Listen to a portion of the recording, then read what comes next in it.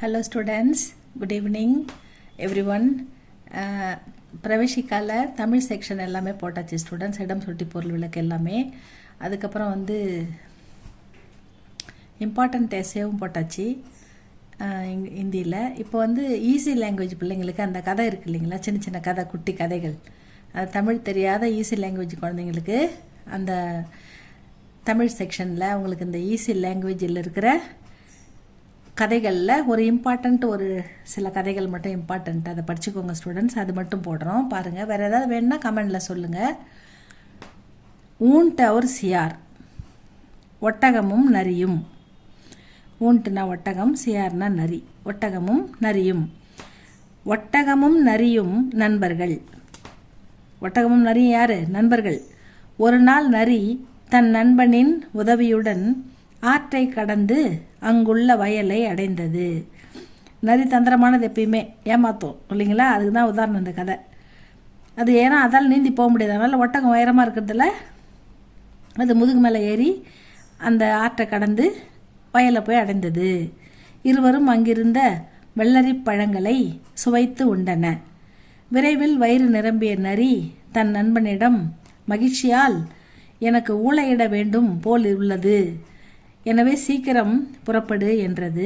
நரிக்கு ஒரு பழக்கம் இருக்குது, அது வயிறு ஃபுல்லாக சாப்பிட்டா அது ஊளையிடும். அது ஊளையிட்டதுனா என்ன ஆகும்? ஊர் ஜனங்கள்லாம் வந்துடும்ல, ஐயோ நம்ம தோட்டத்தில் நரி வந்துடுச்சு, பயிரெல்லாம் அழிக்குது அப்படின்னு நினச்சி அட்டாக் அடித்து துரத்துவாங்கல்ல.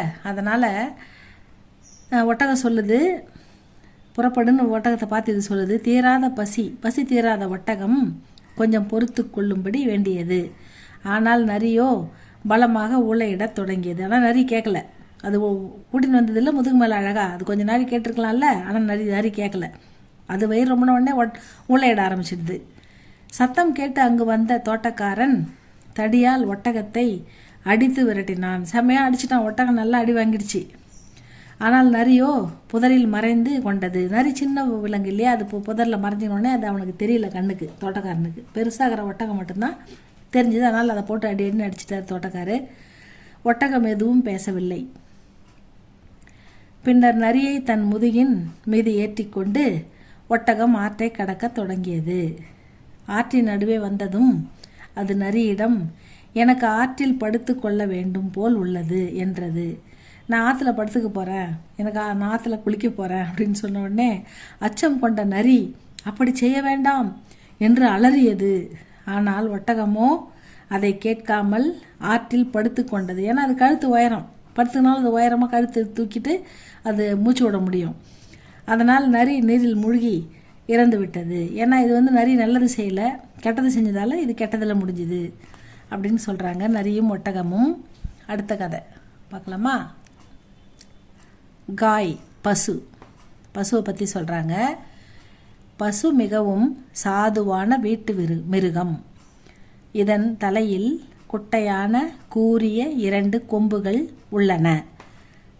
இதன் நீண்ட வாலின் நுனியில் மயிர் குஞ்சம் உண்டு. பசு வாலினால் ஈக்களையும் கொசுக்களையும் விரட்டுகிறது. எப்பயுமே அது வாழை ஆட்டிக்கிட்டே இருக்கும் பாருங்கள், தூக்கி தூக்கி மேலே முதுகில் காலெல்லாம் அடிக்கும். ஏன்னா அது மேலே உட்கார சின்ன சின்ன கொசு இதெல்லாம் உட்காந்து தொல்லை பண்ணும்போது அந்த வாழெல்லாம் அது தட்டி விடும்.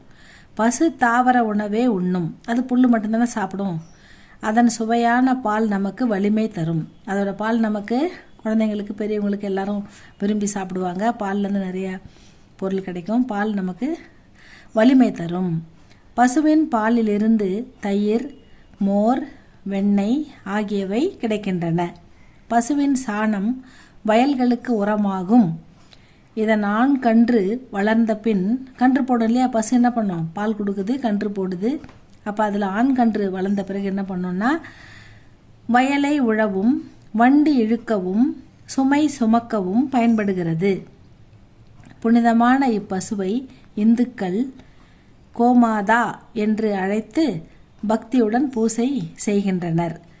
அதுக்கு நன்றி செலுத்தும் விதமாக அதை பூஜை செய்வாங்க, அதை வணங்குவாங்க, அடிக்க மாட்டாங்க, அன்பாக பார்த்துக்குவாங்க நம்ம இந்துக்கள் அப்படின்னு சொல்கிறாங்க. இதுதான் பசு.